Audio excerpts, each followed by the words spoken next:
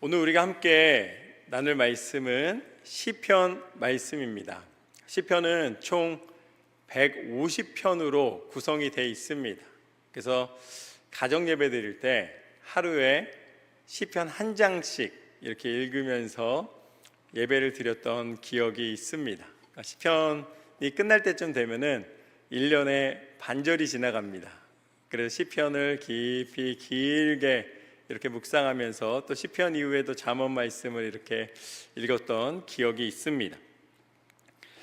오늘 우리가 함께 나누는 시편은 개인 묵상집이 아닙니다. 한 개인이 자신의 어떤 깊은 통찰이나 아니면 이 시나 아니면 어떤 지혜의 글을 적은 것이 아니라 거의 1000년에 가까운 시간 동안에 이 드려졌던 찬양들의 모음집입니다. 그러니까 아주 수많은 찬양들이 있었는데 그 찬양 중에서 150편을 추려서 5권으로 묶은 그 시가 바로 오늘 우리가 함께 읽은 시편 전체의 말씀입니다. 150편으로 되어 있지만 그 안에 보면 5권으로 나뉘어 있습니다. 우리가 클래식, 그 문학에서도 클래식이 있고 음악에서도 클래식이 있는데요. 그 클래식의 의미는, 클래식은 오랜 세월 동안 많은 사람들이 들으면서 가치가 있다라고 인정한 것들이 지금까지 남아있는 것이죠. 그래서 클래식은 어찌 보면은 다른 문학 작품의 그 본질이 되어 줍니다. 그래서 이 작품 때문에 파생해서 이러이러한 작품이 나왔다는 그 가장 이 파운데이션이 되는 이 바탕이 되어주는 작품들인 것이죠. 이 시편 150편의 이 말씀은 바로 지금으로 따지면은 찬양집입니다. 찬송가 집이랑 다른 바가 없는 것이죠. 우리가 찬송가를 갖다가 이렇게 가지고 다니면서 그 찬송가를 부르면은 우리가 즐겨하는 찬양들이 있습니다.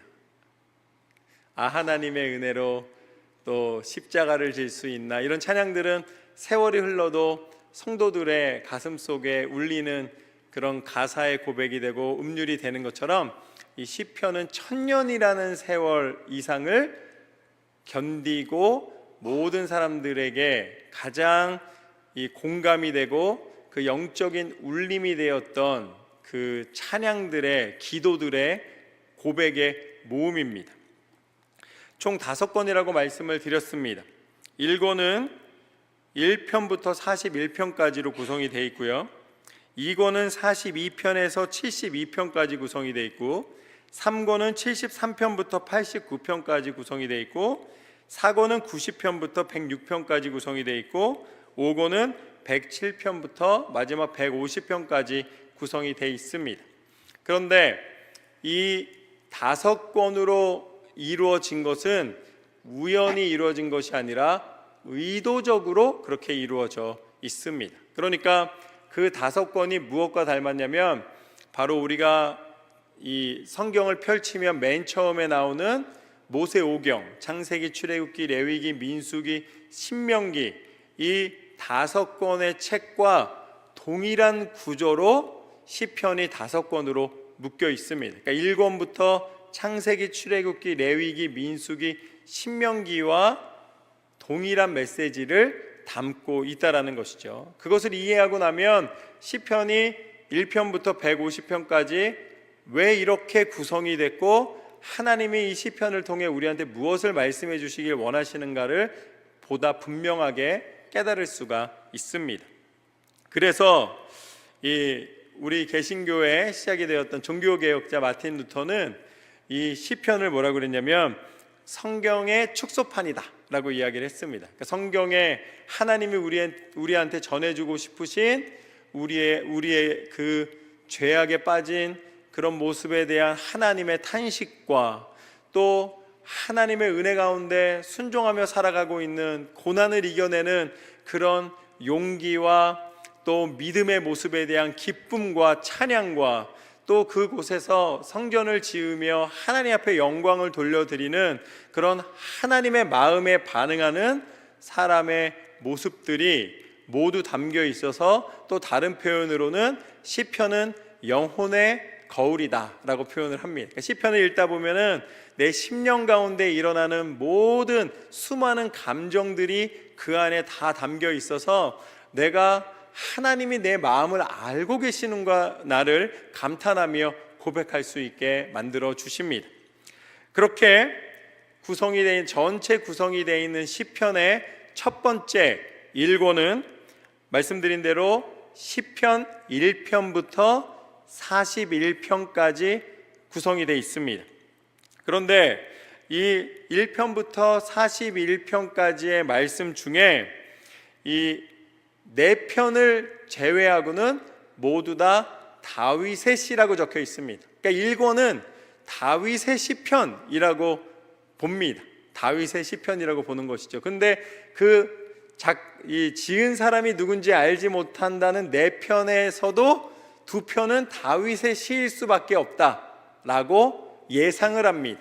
그리고 나머지 2편도 그렇게 무관하지 않다라고 보는 것이죠. 그렇지만 작자 미상이기 때문에 누가 지었는지 정확하게 나와 있지 않기 때문에 이제 이 무명으로 되어 있지만, 그러나 1권의 전반적인 모든 고백은 다윗의 고백이다라고 우리는 추정을 합니다.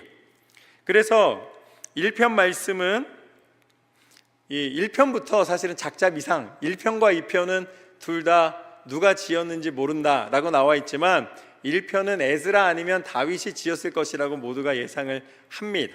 그런데 시편 1편 말씀은 우리가 주일에도 나눈 것처럼 이 시편 전체의 문을 여는데요, 무엇으로 문을 여냐면 복 있는 사람은 이라고 하면서 이 문을 엽니다. 그러니까 하나님은 우리에게 그 대장정을 시작하시면서 우리에게 복 주시기 원하시고, 우리에게 하나님의 기쁨을 누리게 해주시기를 원하시고, 하나님이 우리를 기쁨 가운데 사랑 가운데 지으셨음을 알게 하시면서 시작하십니다.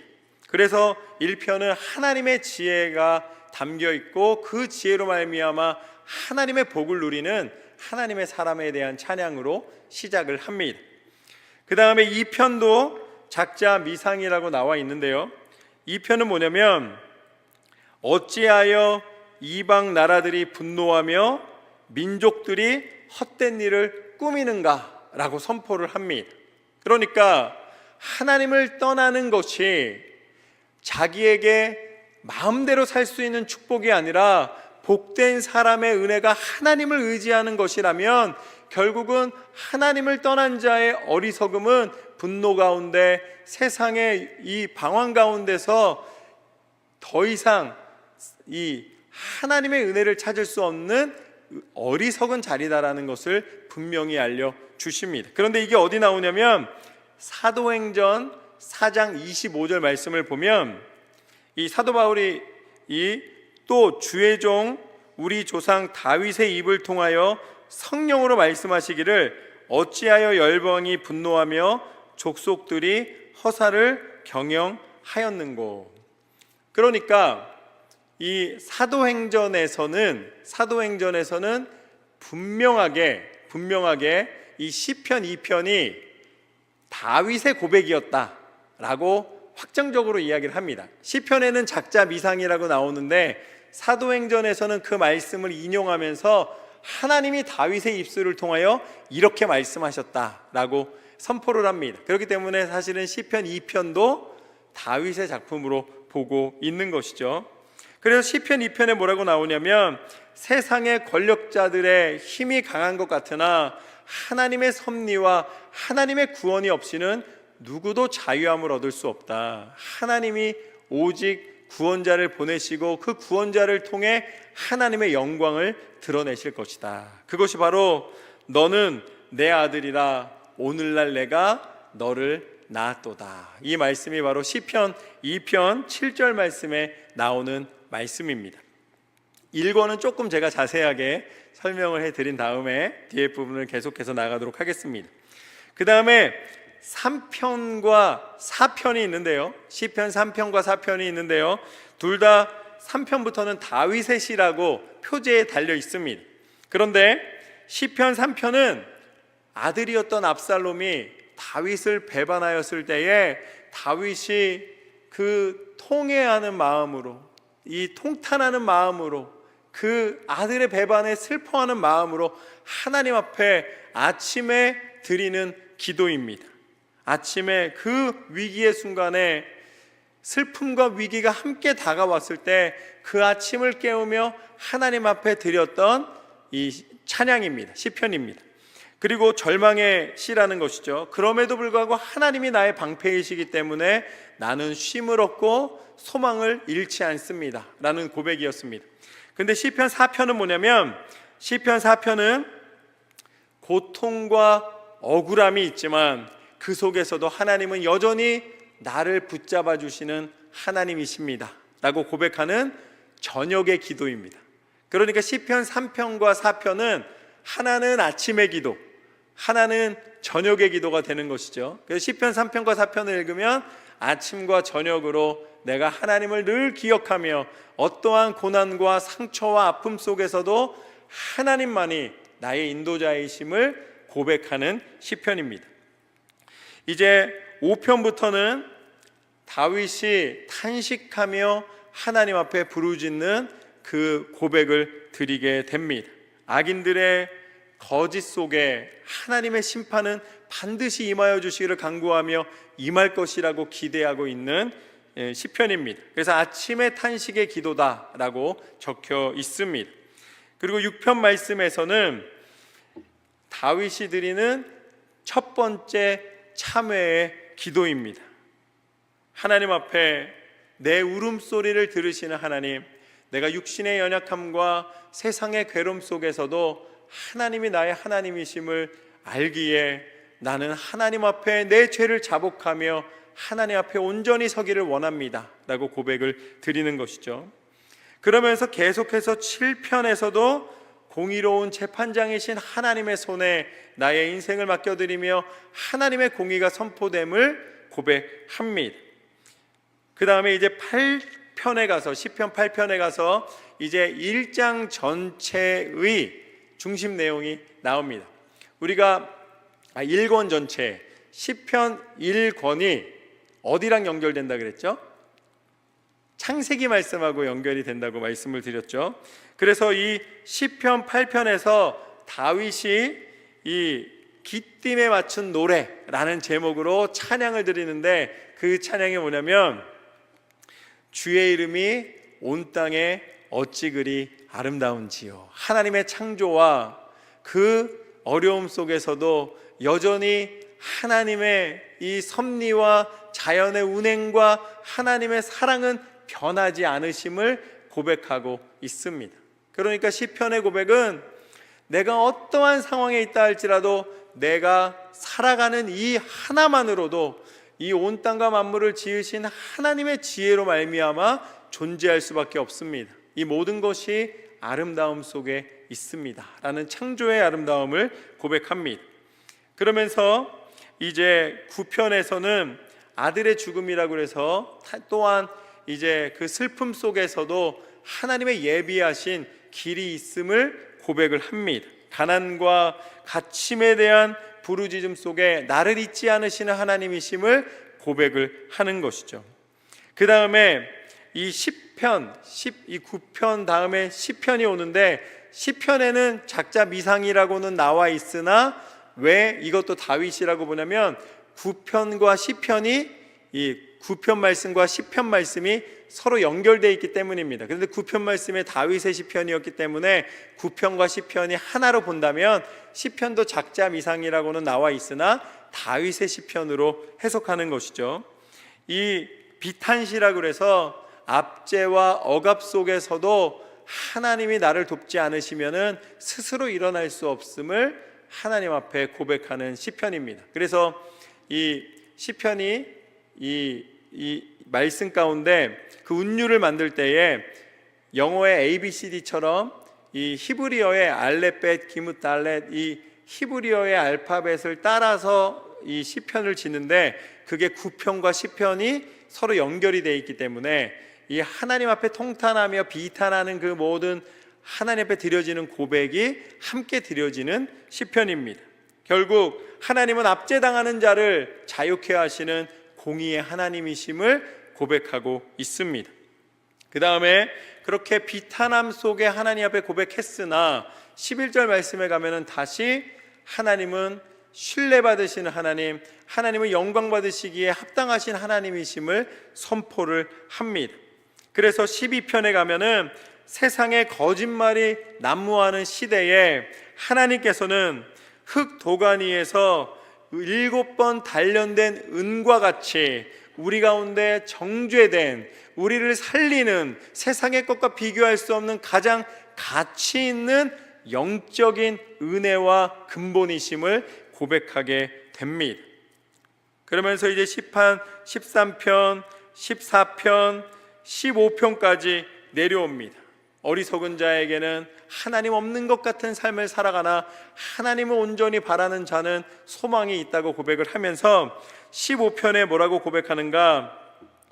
주의 장막에 머물 자가 누굽니까? 하나님을 섬길 수 있는 자격이 있는 사람, 하나님이 주목하시고 축복하여 주시는 사람이 누굽니까? 라고 물었을 때에 시편 15편의 대답은 무엇이냐면 그가 바로 하나님을 참으로 예배하는 예배자다라고 하나님이 말씀해 주십니다.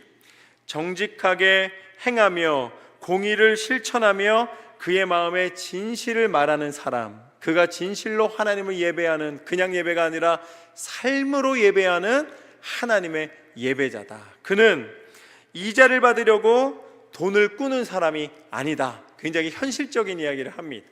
누군가를 도와줄 때 아낌없이 마음을 다하여 도와줄 수 있는 마음이 있다라는 것이죠. 그러면서 하나님의 공의를 행하는 사람은, 하나님의 사랑을 마음에 품고 행하는 사람은 세상의 어떤 상처나 세상의 이야기에 흔들리지 않으리라 라고 선포하는 것이 바로 15편의 말씀입니다. 마치 하나님께서는 온 땅과 만물을 지으신 후에 보기에 좋았더라 라고 말씀하시는 것처럼 하나님의 신실하심과 하나님의 공의를 닮은 하나님의 사람의 마음을 축복해 주시는 말씀입니다. 그 다음에 16편 말씀에서는 주밖에 나의 은혜와 복이 없음을 하나님 앞에 고백합니다. 그런데 이 시편 16편 말씀이 중요한 이유는 무엇이냐면 바로 여기에 뭐라고 나오냐면 이는 주께서 내 영혼을 수월에 버리지 아니하시며 주의 거룩한 자를 멸망시키지 않으실 것임이니이다. 아멘. 시편 16편에서 아무리 수월에 들어가 있다 할지라도 다시 건져내시고, 하나님은 세상 사람들에게는 부서진 것, 멸망받은 것처럼 보이지만 그러나 하나님의 섭리 가운데 건지시면 회복과 은혜를 나타내실 것이라고 말씀하십니다. 이것이 바로 예수 그리스도께서 십자가에 죽은 후에 그 3일 동안 보이지 않으시는 것처럼, 3일 동안 그 죽음에 갇혀 있는 것처럼 보이다가 다시 사흘 만에 부활하셔서 세상이 말하는 가장 처참한 멸망과 저주의 순간이라 이야기하였던 십자가를, 그 죽음을, 그 무덤을 이기시고 다시 이 땅 가운데 하나님의 생명을 증거하시는 것을 나타냅니다. 그래서 시편 16편 말씀은 바로 예수 그리스도의 구원과 메시아의 그 능력과 하나님의 영원한 생명의 부활을 선포하는 말씀입니다.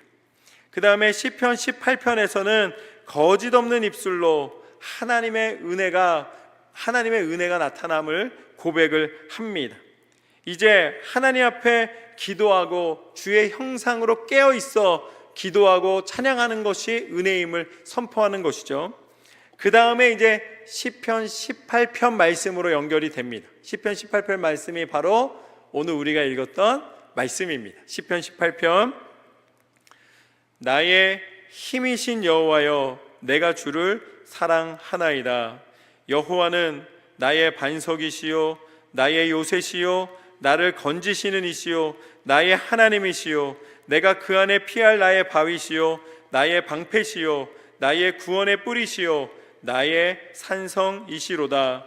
내가 찬송받으실 여호와께 아뢰리니 내 원수들에게서 구원을 얻으리로다. 할렐루야.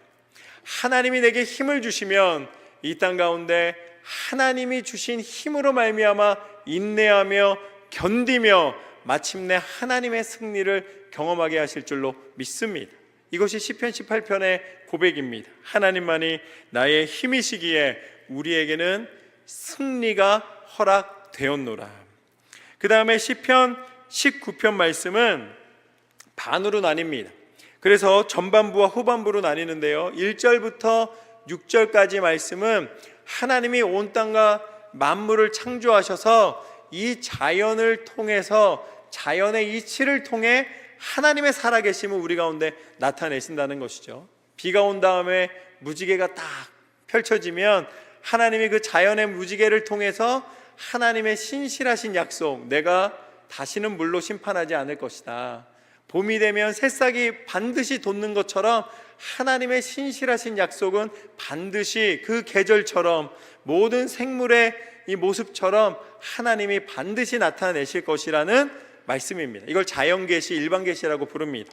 그렇지만 후반부 7절부터 14절까지 말씀에서는 하나님의 약속과 하나님의 우리 가운데 말씀하신 율법을 지키는 자에게는 하나님이 그것으로 말미암아 하나님의 살아계심과 하나님의 약속을 지키시는 신실하신 분이심을 함께 할 것이다. 그래서 이것을 특별계시라고 부릅니다. 하나님의 율법을 통하여 사람의 이 살아가는 삶 속에 개입해 주시는 것, 하나님의 구약의 말씀처럼 약속의 말씀 때문에 우리는 하나님을 의지하며 나아가는 자에게 신실하게 그 법을 떠나지, 하나님의 법을 떠나지 않는 자에게 하나님이 함께 하신다는 그 약속을 붙잡고 있다는 것이죠. 그래서 하나님이 직접 말씀하셔서 하나님이 우리에게 주신 율법의 계시를 말씀해 주십니다. 내가 주님 앞에 연락되기를 원합니다. 나의 모든 입술과 나의 모든 삶의 고백이 하나님 앞에 드려지기를 원합니다 라는 고백으로 드려지게 되는 것이죠. 그 다음에 전쟁에 대한 승리, 하나님의 승전가를 부르며 돌아오는 모습을 나타내신 다음에 20장과 21장을 지나 22장에 가면은 내 하나님이여, 내 하나님이여 어찌하여 나를 버리셨나이까. 이것은 단순히 다윗의 고통의 고백이 아니라 이 고백을 통하여 하나님 무엇을 말씀해 주시냐면 겟세마네 동산에서 우리의 죄를 대속하시기 위하여서 예수 그리스도께서 마지막 순간까지 견디시며 하나님 앞에 부르짖으며 기도하시던 모습을 보게 됩니다. 결국은 메시아의 고난과 예수 그리스도의 그 옷을 빼앗으며 제비 뽑으며 조롱하던 모습과 예수님이 채찍에 맞으며 고통받던 모든 모습들이 이미 시편의 고백을 통해 이미 우리에게 알려주셨고, 궁극적으로 하나님은 우리를 그 말씀대로 구원하여 주시는, 그 고통을 이겨내시면서까지 우리를 끝까지 지켜주시는 하나님이심을 말씀해 주십니다. 그러면서 결국은 궁극적으로 하나님은 승리의 하나님이시며 구원의 하나님이시며 이 땅 가운데 반드시 약속을 지키실 것이라고 말씀해 주십니다. 그러면서 시편 22편이 하나님의 승리를 선포하시면서 끝난 다음에 어디로 넘어가는가? 시편 23편으로 넘어갑니다. 제가 평생에 제 고백이 되었고 우리 성도님들도 제일 좋아하시는 그 말씀 중에 하나입니다. 여호와는 나의 목자시니 내게 부족함이 없으리로다. 할렐루야. 온 땅과 만물을 창조하신 하나님 앞에 나아가면 우리는 푸른 초장에서 이 맑은 물가에서 풀을 뜯으며 물을 마시며 쉼을 얻고 노는 그 양들과 같이, 목자의 음성을 쫓아 안전에 거하며 그 인도함을 받는 양들과 같이 우리 믿는 자들의 삶은 목자 되신 하나님, 목자 되신 예수 그리스도 안에서 참된 쉼을 얻는 삶을 살게 하시는 줄로 믿습니다. 시편 23편의 다윗의 고백입니다. 그러면서 시편 24편에 가면 뭐라고 나오냐면, 이제 법궤가 예루살렘으로 들어올 때에 다윗이 춤을 추며 하나님이 나와 함께 하시며 그 법궤가 드디어 떠났던 곳에서 다시 돌아와 하나님의 영광이 임하였도다 찬양하며 기뻐하는 장면을 보게 됩니다. 그러면서 25편, 26편까지 넘어가면서 악인과 타협하지 않고 우리는 하나님 편에서 정직히 행할 것을 선포하고 고백을 합니다. 그러면서 시편 27편에 가면 승리가 선포되는데 뭐라고 선포되는가? 여호와는 나의 빛이요 나의 구원이시니 내가 누구를 두려워하리이까? 나는 반드시 승리할 것을 믿습니다. 하나님이 나와 함께 하시기에 시편의 고백은 하나님의 승리의 고백임을 아주 단단하게, 확고하게, 확신에 차서 선포하는 말씀입니다. 그러면서 계속 나가면서 28장, 29장 침묵 속에서도 하나님은 우리와 함께 하시며 폭풍우가 다가온다 할지라도 우리의 인생은 어떠한 풍랑 속에서도 하나님의 보호하심을 받을 수 있음을 선포를 합니다. 또한 30편 말씀을 보면은 하나님이 내게 성전은 짓지 못하지만 그 성전을 선포하고 성전의 재료를 준비할 때 다윗이 기뻐하며 오히려 성전을 지은 것처럼 하나님 앞에 감사의 고백을 드리는 모습을 보게 됩니다. 우리는 무엇이 이루어져야지만 감사를 한다고 생각을 합니다. 내가 요번에 잘 되면 하나님 앞에 더 헌신하겠습니다. 근데 하나님 뭐라고 말씀하시는 거예요? 다윗의 고백을 들으면 내가 이루어진 것을 감사하는 것이 아니라 이루실 하나님을 감사해야 될 줄로 믿습니다. 그러면 그때에 상관없이 내가 그 모든 것이 하나님의 사명 속에 살아갈 수 있게 됩니다. 이루어진 것만 감사하면 어찌 보면 원망 속에 살아갈 수도 있고 마침내 미완성의 삶을 살아갈 수도 있습니다. 그러나 궁극적으로 하나님이 원하시는 것을 감사하며 살아가면 내가 이루지 못한다 할지라도 하나님의 뜻이 이루어지는 것에 내가 과정 중에 쓰임받았다 할지라도 감사와 찬송의 삶을 살아갈 수가 있는 것이죠. 그렇게 32장에 가면은 32장도 중요한 시편입니다. 32장은 뭐냐면 두 번째 다윗의 참회의 고백을 듣게 됩니다. 시편 6편에서 하나님 앞에 회개하였을 때 하나님이 그 고통 중에서도 다윗을 기억하여 주신 것처럼 다윗이 하나님 앞에 자신의 마음을 내려놓고 통회하며 자복하며 회개하였기에 다윗이 내 마음에 합한 자라 내가 그를 기뻐하노라 라고 말씀하신 이유는 다윗이 하나님 앞에 자신의 죄를 숨기는 데 급급하지 않고 자신의 죄가 드러났을 때에 자신의 죄를 깨달았을 때에 바로 무릎 꿇고 참회하였기에 그가 하나님 앞에 용서를 받고 하나님의 사람으로 인정을 받을 수 있었는 줄로 믿습니다. 정직히 하나님 앞에 행하는 삶이 축복의 삶인 줄로 믿습니다. 그렇게 고백을 하면서 다윗이 32편에 허물의 사함을 받고 자기의 죄가 가려진 자는 복이 있도다. 마음에 간사함이 없고 여호와께 정죄를 당하지 아니하는 자는 복이 있도다. 이렇게 고백을 합니다. 이것은 이 사도 바울이 로마서 4장 7절과 8절에서 이렇게 인용을 합니다. 불법이 사함을 받고 죄가 가려짐을 받은 사람들은 복이 있고 주께서 그 죄를 인정하지 아니하실 사람은 복이 있도다 함과 같으니라. 내가 죄가 없는 것이 아니라 나의 모든 죄를 인정하지 않는다는 것입니다. 하나님이 내가 비록 죄를 지었지만 회개하였기 때문에 하나님이 용서하여 주시고 그 죄의 사슬에서 벗어나게 하시고 우리를 풀어 자유케 하신다는 신실하신 하나님의 약속입니다. 진정한 용서와 자유와 하나님이 우리를 다시 회복시켜 주시는 은혜보다 더 큰 축복이 없음을 고백하는 것입니다. 그래서 시편 이 34편부터 시작해서 다윗이 이 41편에 이르기까지 하나님 앞에 온전한 믿음의 고백으로 드려진 찬양이 바로 이 시편의 1권에 해당합니다. 오늘 우리 사구역에서 찬양하신 시편 40편 그 찬양이 바로 이 시편의 1권 창세기의 창조의 섭리 가운데 우리는 살아갑니다 라는 그 고백의 일부분이었습니다. 그리고 이제 2권으로 넘어갑니다. 2권은 시편 42편부터 72편까지로 구성이 됩니다. 그래서 이 누가 지었냐면 첫 번째는 고라 자손이 지었습니다. 고라 자손이 42편부터 49편까지 지었습니다.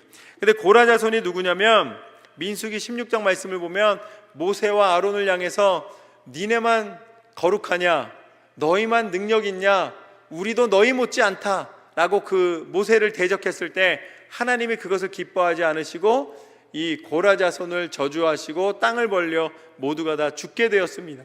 그런데 그 가운데에서도 민수기 26장 말씀에 보면 고라 자손이 다 죽은 줄 알았는데 그 중에서 고라 자손 가운데 남은 자들이 있었습니다. 그때 이 모세를 대항하는 편에 속하지 않았던 이 구별된 고라 자손의 남은 자들이 남아서 그 후손들이 하나님 앞에 시편을 짓게 됩니다. 모두가 저주된 것 같고 모두가 다 죽임을 당한 것 같은, 폐허가 된 것 같은 이 족속 가운데 하나님이 특별히 남기셔서 그들을 통해 찬양을 받으십니다. 그 고백이 바로 시편 42편 말씀부터 보면은 대신에 어떠한 고백들이냐면 내가 낙심하였으나 그 가운데 하나님이 다시 일으켜 세우셨도다 라는 고백들을 하게 되는 것이죠. 그래서 그 고라 자손의 고백 중에 42편 1절 말씀을 보면 이렇게 나와 있습니다. 하나님이여 사슴이 시냇물을 찾기에 갈급함같이 내 영혼이 주를 찾기에 갈급하나이다. 저주받은 족속인 것 같이 보였으나 하나님은 그들 중에 남겨진 자를 통하여 이렇게 아름다운 시편을 고백하게 하시고 그들의 가운데 하나님의 소망이 있음을, 회복이 있음을 찬송하는 사람에게 하나님의 은혜가 있음을 증거하여 주십니다. 그러면서 이 시편 46편에서는 뭐라고 고백하는가? 하나님은 우리의 피난처시요 힘이시니 환난 중에 만날 큰 도움이시라. 너희는 가만히 있어 내가 하나님됨을 알지어다. 이 고라 자손의 찬양을 통해 루터가 영감을 얻고 드렸던 찬양이 무엇인가? 이 하나님이 나의 피난처이심을 고백하면서 드려졌던 이 시편 46편에서 영감을 얻어서 드려진 찬양이 바로 내 주는 강한 성이요. 이 귀한 찬양이 바로 이 시편 말씀에서 영감을 얻어 하나님 앞에 드려진 고백입니다. 그래서 시편 50편은 아삽의 시편입니다. 아삽을 통해서 감사로 하나님께 제사를 드리며 지존하신 이에게 내 서원을 갚는 자, 그 사람이 진정한 예배와 찬송의 소망이 있는 사람임을 고백하게 됩니다. 그 다음에 51편부터 70편까지는 다시 다윗이 하나님 앞에 고백을 합니다. 하나님이여 내 속에 정한 마음을 창조하시고 내 안에서 정직한 영으로 새롭게 하여 주옵소서. 시편 51편의 고백을 하나님 앞에 드리게 되는 것이죠. 그리고 시편 62편에서는 나의 영혼이 잠잠히 하나님만 바라며 나의 구원이 그에게서 나오는도다. 다윗의 고백입니다. 그 시편 66편에서 만물들이 하나님을 찬양하며 하나님을 송축하며 그 찬양의 소리를 들을지어다 라고 고백을 하는 것이죠. 결국은 하나님이 민족들 가운데 시편 67편을 통해 만민이, 온 민족이 하나님을 찬양하며 하나님을 찾는 그 순간을 고백하는 것을 듣게 됩니다. 그러니까 시편 2권에서는 출애굽기와 같이 우리 인생의 고난이 다가오지만 그 고난 속에서도 여전히 하나님은 우리의 삶의 여정을 인도하시며 우리가 그 고난의 길을 마친 후에 하나님을 찬송하는 그 고백을 통해 하나님이 영광 받으시고 하나님의 백성됨을 증거할 것을 약속해 주십니다. 이것이 시편 2권의 이 말씀입니다. 그 다음에 시편 3권으로 갑니다. 시편 3권은 73편부터 89편까지 이루어집니다. 여기서는 이 아삽과 고라 자손과 헤만과 에단만이 이 저자로 나옵니다. 다윗은 시편 86편 딱 한 장만 짓게 됩니다. 그래서 73편부터 83편까지 이 이스라엘 백성 가운데 이 음악을 관장했던 아삽이라는 사람이 이 지은 시편이 하나님 앞에 고백이 됩니다. 하늘에서 주 외에 누가 내게 있으리요, 땅에는 주밖에 내가 사모할 이 없나이다 라고 고백하며 시편 73편에 이 25절 말씀에 하나님 앞에 고백합니다. 시편 74편에서는 무너진 성소에서 하나님을 찬양할지어다 라고 고백하는 것이죠. 그러면서 이스라엘 가운데 하나님의 영광이 드러남을 고백을 하는 것이죠. 그래서 시편 84편에서는 다시 그 고라자손의 시편이 나오는데, 주의 궁정에서의 한날이 다른 곳에서의 첫날보다 낫습니다. 하나님 안에 거하는 것이 은혜임을 고백하는 시편의 말씀을 듣게 됩니다. 그리고 시편 86편에서는 하나님 앞에 이 유일하게 시편 3권에서 다윗이 고난 중에 하나님을 찾는 자에게 주시는 은혜를 선포하는 말씀을 듣게 됩니다.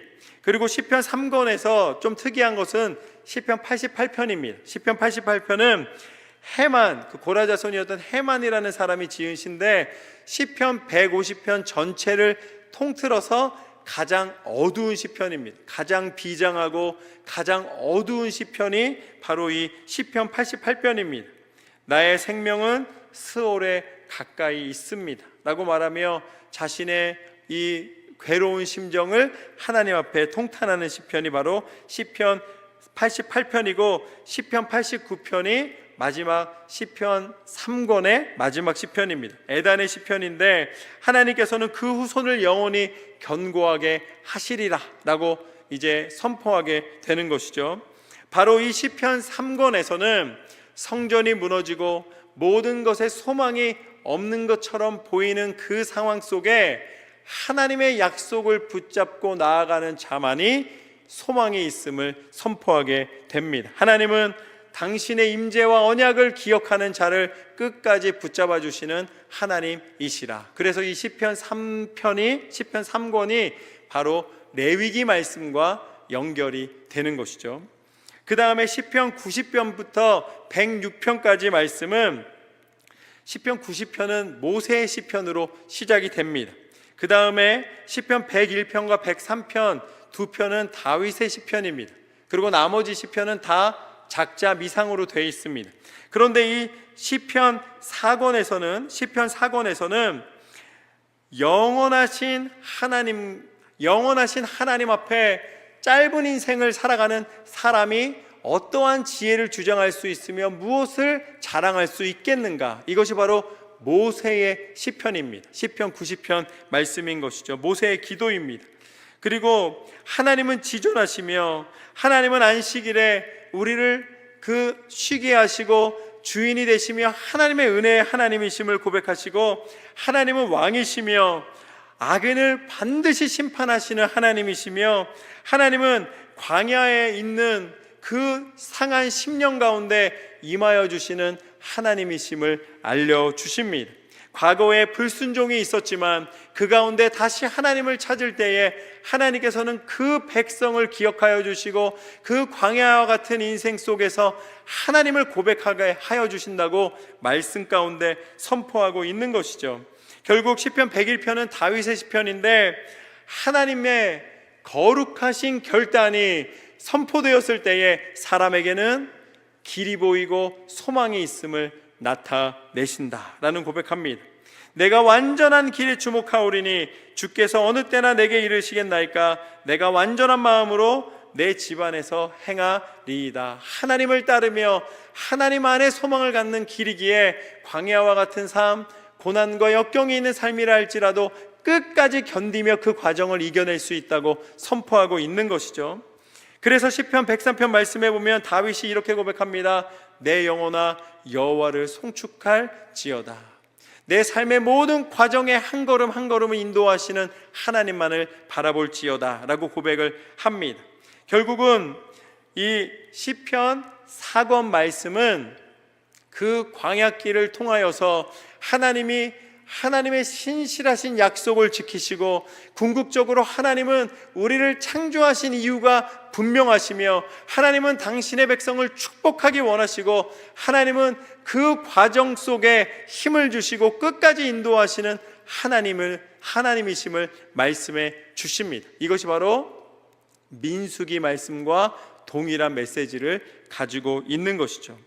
우리의 인생 가운데 보호와 그 약속의 신실하심을 지키시는 분은 오직 한 분 하나님이시라. 그러면서 마지막 시편 5권으로 넘어갑니다. 시편 5권은 107편에서 마지막 150편까지입니다. 그런데 이 108편부터 이 다윗이 시편이 108부터 110편까지 122편, 124편, 131편, 133편 그리고 138편에서 145편까지가 시편에서 마지막을 이루는 5권의 다윗의 시편입니다. 그래서 이 시편 108편에 보면 열방 가운데 여호와를 찬양할지어다. 그러니까 시편 맨 마지막 5권에서는 다윗이 열방 중에 하나님을 찬양하라 라고 고백을 하는 것이죠. 109편에서도 억울한 자의 탄식을 들으시는 하나님께서는 공의의 하나님이시며 심판의 하나님이시며 끝까지 우리를 붙잡아 주시는 하나님이심을 알려주십니다. 110편에서는 하나님은 궁극적으로 우리를 구원하시기 원하시고 반드시 구원자를 우리 가운데 나타내실 것을 선포합니다. 메시아는 우리 가운데 반드시 오실 것이라는 말씀입니다. 여호와께서 오셔서 그 오른편에 앉으실 것이다 라고 선포를 하는 것이죠. 그러면서 이제 119편에 이르면은 우리가 그때 또 나눴던 말씀과 같이 119편은 시편 중에서 제일 긴 시편입니다. 누가 지었는지는 알 수 없지만 히브리어 알파벳 알렙, 기무, 달렛, 메, 마우, 자인까지 전체 그 알파벳 순서대로 이제 176절로 이루어져 있습니다. 22개의 알파벳이 8절씩 해가지고서는 176절로 구성이 되어 있습니다. 그래서 주의 말씀은 내 발의 등이요 내 길에 빛이 니이다. 긴 만큼 하나님이 선포된 축복과 은혜와 하나님의 그 사랑과 하나님의 거룩하심과 찬양받기에 합당하신 하나님이심을 고백하면서 이 119편이 이루어져 있습니다. 그 다음에 이제 122편의 예루살렘의 평화를 위한 기도가 다윗을 통해 선포됩니다. 그러면서 138편부터 145편까지 마지막 이 다윗이 하나님 앞에 감사의 찬송의 고백을 드리게 됩니다. 하나님을 마음을 다하여 감사하며 하나님께 나아가라. 하나님은 나를 아는 하나님이시기에 새벽 날개를 치며 바다 끝에 가서 거주할지라도 거기에서도 주의 손이 나를 인도하시리이다. 139편 9절과 10절 말씀에 나와 있는 것처럼 다윗은 믿음으로 하나님의 손이 다스리시고 하나님의 거룩하심이 나를 인도하시기에 날마다 나는 찬송할 이유밖에 없음을 선포하게 되는 것이죠. 악한 자와 폭력을 행하는 자 앞에서 하나님 앞에 기도하는 자가 승리할 것입니다. 140편 또 141편에서는 오히려 하나님 내 입술을 지켜주셔서 모든 삶의 순간순간이 하나님의 것임을 알게 하여 주옵소서. 어떠한 동굴 속에 거한다 할지라도 메마른 땅에 거한다 할지라도 또 하나님의 영광 가운데 나를 왕으로 세우신 그 번영과 은혜를 누린다 할지라도 내 형편이 어떠한 상황 속에서도 하나님은 찬양받으시기에 합당하신 하나님이십니다. 그러기에 145편에 왕이신 나의 하나님이여 내가 주를 높이고 영원히 주의 이름을 송축하리이다. 145편 1절 말씀을 통해 다윗은 시편 전체의 마지막 그 말씀을 고백하게 됩니다. 145편까지 다윗의 고백으로 끝난 다음에 마지막 146편부터 150편 말씀까지는 할렐루야 찬양시라고 이제 호칭이 됩니다. 왜냐하면 146편부터 150편까지는 모든 그 시편이 할렐루야로 시작해서 할렐루야로 끝납니다. 할렐루야, 할렐루야, 할렐루야, 할렐루야. 그래서 마지막 시편의 끝이 하나님의 영광을 선포하며 마무리를 짓게 되는 것이죠. 그래서 이것은 신명기 말씀입니다. 하나님이 궁극적으로 당신의 백성을 가나안 땅에 들어가게 하시리라.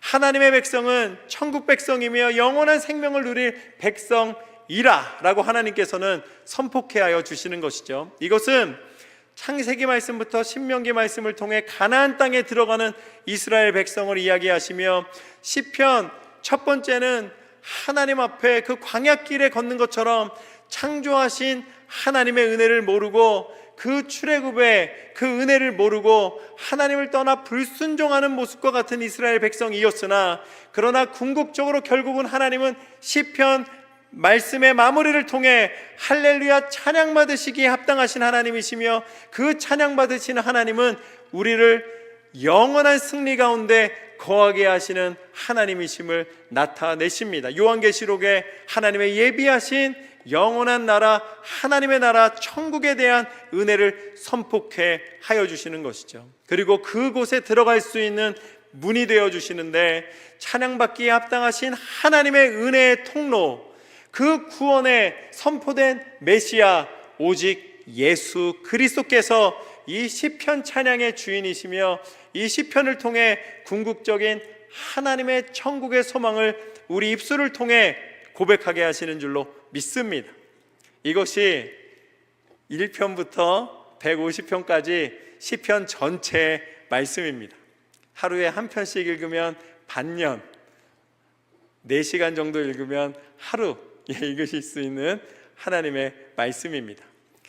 시편 말씀을 읽으시면서 찬양받기에 합당하신 하나님, 우리의 슬픔 속에도 함께 하시며 우리의 기쁨 속에도 함께 하시며 우리의 모든 연약함을 함께 아파하시며 우리를 다시 일으켜 세우시사 우리의 찬양의 주인이 되어 주셔서 날마다 은혜를 누리게 하시는 하나님 앞에 시편의 말씀과 같이 승리하시는 우리 성도님들 되시기를 주님의 이름으로 축복합니다.